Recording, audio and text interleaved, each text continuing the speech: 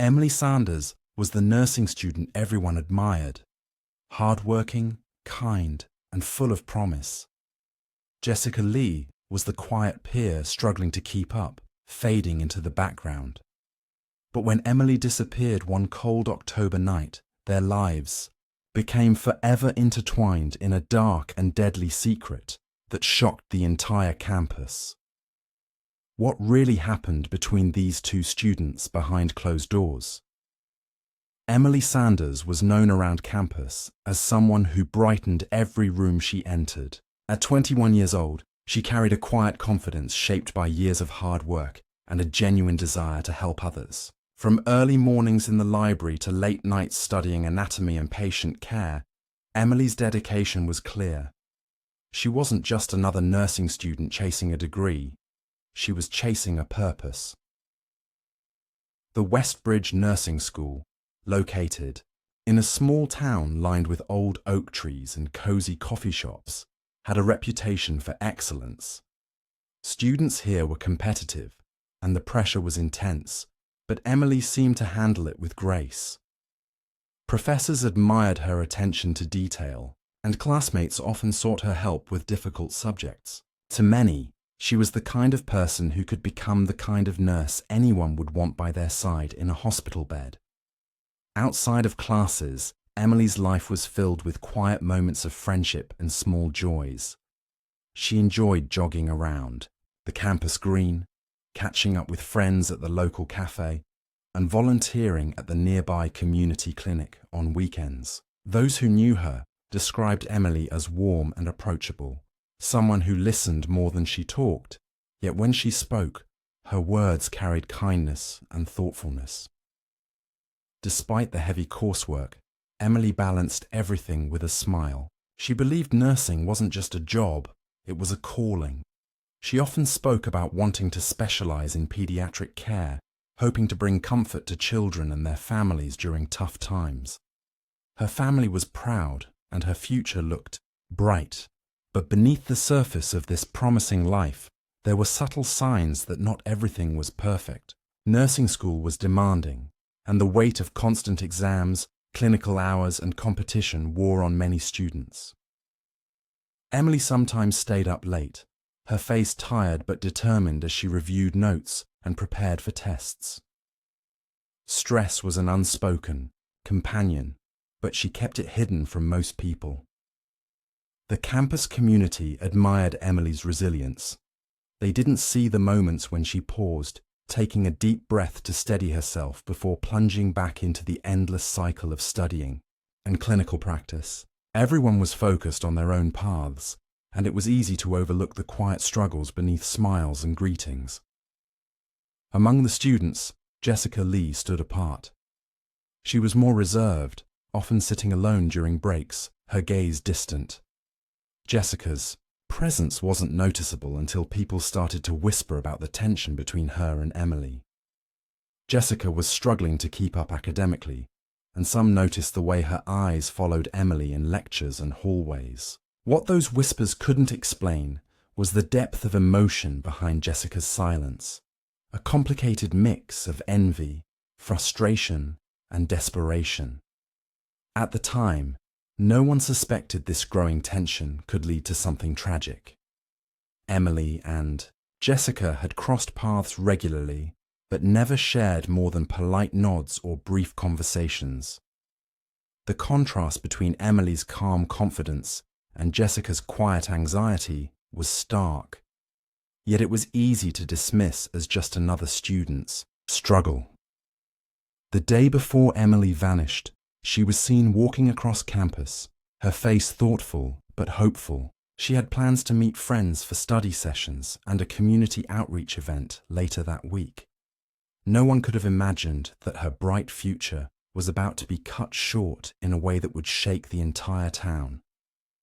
Emily Sanders was a symbol of hope and dedication, a student whose life seemed destined to heal and inspire. But sometimes, even the brightest lights cast the darkest shadows, and the story of what happened next would reveal just how fragile life can be when pressure and hidden pain collide. Emily Sanders never returned home that chilly October night. What began as a routine evening quickly spiraled into worry and fear for everyone who knew her. When Emily missed her usual check-ins and didn't show up for classes the next day, her friends first assumed she was just overwhelmed or caught up in studies. But as hours passed with no word, their concern grew into panic. The campus buzzed with whispers and uneasy glances. Emily was known for her reliability. She never missed deadlines or appointments without a clear reason. When she failed to answer her phone, friends scrambled to trace her last movements. Calls to her family escalated the urgency. Soon, the police were involved, launching a search that spread beyond campus boundaries. Authorities reviewed surveillance, footage from the nursing school's common areas and nearby buildings. One clip stood out. Emily was seen entering a study room late in the evening, but she wasn't alone. The camera captured her with Jessica Lee, a fellow nursing student who had kept mostly to herself. The brief interaction between them was silent, yet charged with tension that seemed invisible to others at the time. Jessica, unlike Emily, had a far less steady presence on campus. She was quiet and withdrawn, rarely engaging in group activities. Friends described her as struggling, both academically and socially. While Emily was flourishing, Jessica's grades had slipped, and she appeared to be battling an invisible storm. Still, no one imagined that Jessica could be involved in Emily's disappearance. The police quickly turned their attention to Jessica. They discovered inconsistencies in her account of where she had been that night. Jessica's phone records showed she had been in the same building as Emily shortly before the latter vanished. Officers searched Jessica's belongings and uncovered something alarming: prescription medications not prescribed to her, some of which were powerful sedatives. Jessica's behavior grew increasingly erratic as investigators pressed for answers. She tried to downplay her connection to Emily, but cracks appeared in her story. Friends who once saw her as reserved began to share that Jessica had been under immense pressure, struggling to keep up with the demanding program. Some even suggested jealousy toward Emily, whose academic success was visible to all. Meanwhile, the search for Emily intensified. Volunteers combed through parks, abandoned buildings, and quiet neighborhoods around the college. The community held their breath, hoping against hope for her safe return.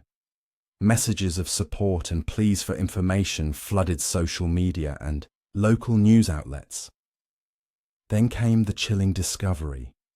After days of searching, Emily's body was found in the basement of a long-abandoned building on the edge of town. The scene shocked everyone. A place forgotten and isolated, far from the bright halls of the nursing school. The medical examiner's report revealed that Emily had died from an overdose, but one carefully orchestrated to appear accidental. The investigation uncovered a darker reality: that someone had planned this act, and it was someone close to her. The idea that a fellow student could be responsible sent ripples through the campus community. Fear, disbelief, and sorrow mingled as people struggled to understand how envy and desperation could lead to such a tragic end. Jessica Lee was taken into custody, facing charges that would soon unfold a web of secrets, mental strain, and betrayal. The quiet nursing school, once a place of hope and learning, now stood as a reminder of how quickly lives can unravel in silence. The question haunting everyone was how well they really knew the people around them, and whether any warning signs had been missed before it was too late. As the investigation into Emily Sanders' death progressed, layers of hidden struggles and tensions began to emerge. Jessica Lee, once a background figure on campus, became the center of a complex and unsettling story. What seemed at first like a simple case of disappearance now revealed the darker undercurrents beneath the polished surface of nursing school life. Jessica's academic record painted a picture of a student overwhelmed by the pressures of the program. Her grades had steadily declined over the semesters, and despite occasional bursts of effort, she was failing to keep up with the demanding coursework. Professors noted her lack of participation and growing isolation, but the severity of her struggles wasn't fully understood by her peers. More troubling were the messages investigators found on Jessica's phone and email accounts. There were cryptic communications with an unidentified contact, discussing plans to leave town abruptly and hints of fear and desperation. These exchanges hinted at a mind spiraling into panic, feeling trapped and desperate for escape. The content was enough to raise suspicions that Jessica was planning something drastic, but the exact nature remained unclear. In addition to the digital clues, police found a stash of medications in Jessica's dorm room. Some were prescription drugs not prescribed to her, including sedatives and opioids. These substances suggested a disturbing level of premeditation and access to dangerous chemicals. It was clear the medications played a role in Emily's death, but how and why still needed to be pieced together. Forensic analysis connected Jessica to the abandoned building where Emily's body was discovered. The basement, cold and shadowed, became a grim scene, revealing signs of a struggle and careful concealment. Investigators found traces of the sedative on surfaces around the area, along with fibers matching Jessica's clothing. These details sealed a link that Jessica could no longer deny. As police dug deeper, they uncovered more about Jessica's mental state. Friends described her as increasingly withdrawn, sometimes showing signs of anxiety and despair. The mounting pressure to succeed in a competitive environment seemed to weigh heavily on her. There were whispers about jealousy toward Emily, whose achievements were visible reminders of what Jessica felt slipping away. Yet, the tragedy wasn't just about envy. Experts called in during the investigation suggested that Jessica's actions were driven by a complex mix of mental health challenges, academic stress, and a feeling of invisibility. In a world where success often defines worth, Jessica's downward spiral became a cautionary tale of how quickly desperation can take hold.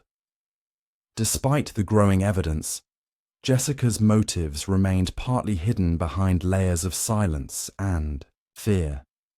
She refused to talk openly about her feelings or intentions, leaving investigators to piece together the story from fragments. It became clear that Jessica's actions were not impulsive, but planned, aimed at removing the person she saw as the source of her failures. The revelation sent shockwaves through the nursing school. Students and faculty were forced to confront uncomfortable truths about the toll of high-pressure environments and the importance of mental health support. Many wondered if warning signs had been missed and if Emily's death could have been prevented with better care and awareness. As the case moved toward trial, the community was left grappling with sorrow and unanswered questions. Jessica Lee's story was no longer just about a crime. It was a mirror reflecting the hidden struggles that can lie beneath even the most promising lives. The investigation peeled back the layers to reveal a tragic collision of ambition, pain, and isolation, a harsh reminder that behind every success story, there may be a battle unseen. Emily Sanders' death sent shockwaves through the entire community. But nothing was more shocking than the truth that emerged about how she died. The medical examiner's report revealed that Emily had been poisoned by a carefully administered overdose. Not an accident, but a deliberate act masked to look unintentional. This chilling discovery turned the case from a missing person investigation into a homicide. The poison used was subtle, a sedative mixed with other drugs that suppressed her body's ability to respond. It was not something that could have been easily detected without a thorough autopsy. The precision of the poisoning pointed to someone with medical knowledge, someone who understood how to conceal the crime. The fact that Jessica Lee was a nursing student with access to medications raised immediate suspicions. As police dug deeper, they uncovered evidence showing that Jessica had obtained these medications illegally. The doses found in Emily's system were too high to be accidental. The way they were administered suggested premeditation and control. Investigators pieced together that Jessica had lured Emily to the abandoned building under the guise of study or support, where she carried out the act. The abandoned building itself became a grim symbol of the tragedy. Once a place of life and growth, it was now a silent witness to a terrible crime. The basement where Emily was found was dark and cold, with signs of a struggle and attempts to hide the body. This detail shattered the hope of many who had wished the case was just a misunderstanding or a temporary disappearance. News of Jessica's connection to the crime spread quickly, fueling shock and disbelief. The idea that a fellow student, someone they had seen walking the same hallways and sharing the same challenges, could commit such a calculated act was hard to accept. Many in the nursing program struggled to reconcile the Jessica they thought they knew with the person the evidence revealed. Jessica's motive came into clearer focus, a toxic mix of jealousy, academic pressure, and mental anguish. She had watched Emily succeed while she floundered, the gap between them growing wider with each exam and assignment. For Jessica, Emily's achievements were not just reminders of her own struggles. They became targets of resentment. The weight of failure, combined with a fragile mental state, pushed Jessica to a breaking point. Further investigation revealed that Jessica had attempted to flee after the crime. Emails to a mysterious contact suggested she was planning to leave town, possibly even the country, to avoid responsibility. Police intercepted these plans, arresting her before she could disappear. Her attempt to run deepened suspicions about her guilt and intentions. The trial that followed was intense and emotional. Evidence was presented methodically, painting a picture of a young woman overwhelmed by pressure and consumed by envy. Witnesses described Jessica's erratic behavior, her withdrawal from friends, and her obsession with Emily's success. The prosecution argued that the murder was planned, fueled by desperation and resentment. Despite her defense team's efforts to highlight mental health issues and stress, Jessica was found guilty of second-degree murder. The verdict brought some relief to Emily's family and friends, but also left a lingering sadness about the toll of academic and emotional struggles left unaddressed. The nursing school and town were forever changed by this tragedy. It became clear that beneath the competitive exterior, the pressure on students could have devastating consequences. Emily's death was a harsh lesson, a reminder that even the brightest futures can be destroyed by hidden pain, and that true care means looking beyond grades and appearances to support those in need. The courtroom was heavy with silence as the jury reached its verdict in the case of Emily Sanders' death. After weeks of testimonies, evidence, and emotional accounts, the truth was laid bare. Jessica Lee was found guilty of second-degree murder, a decision that brought a measure of justice to a grieving family, but also left a community grappling with pain and unanswered questions. The trial revealed much more than the facts of the crime. It exposed the fragile mental state of a young woman overwhelmed by pressure, jealousy, and isolation. Jessica's downward spiral had gone unnoticed or unaddressed, hidden beneath the surface of academic struggles and quiet desperation. Her actions, while criminal and tragic, were also a stark reminder of the invisible battles many face. Emily's family mourned deeply but also expressed a desire for change. They urged the school and community to pay closer attention to mental health, to create safe spaces where students could ask for help without fear or shame. Their grief was profound, but their hope was that no other family would have to endure a similar tragedy. In the aftermath, Westbridge Nursing School faced intense scrutiny. Faculty and administrators acknowledged that the demanding program could place unbearable stress on students. Counseling services were expanded, mental health workshops were introduced, and peer support groups were encouraged.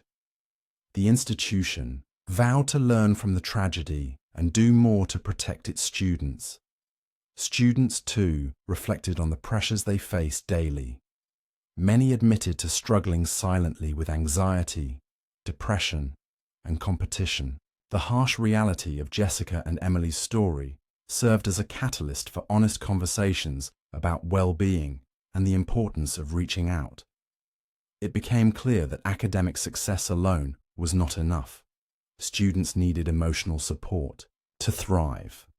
Community members rallied together in memory of Emily, holding vigils and establishing scholarships in her name. Her kindness and dedication were celebrated as a beacon of hope amid the sorrow. The scholarship aimed to support nursing students facing financial or emotional hardships, a way to turn tragedy into opportunity for others. Yet, despite the closure the trial provided, some questions lingered. Could Jessica's downward spiral have been noticed earlier? Were there signs of her distress that were overlooked or ignored?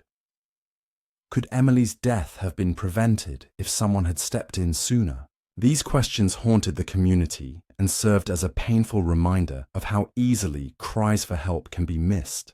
Mental health experts emphasize the importance of early intervention and the need to destigmatize seeking help. They stress that academic institutions must prioritize not only intellectual growth, but emotional resilience. Jessica's story became a case study in the devastating consequences when those needs are unmet.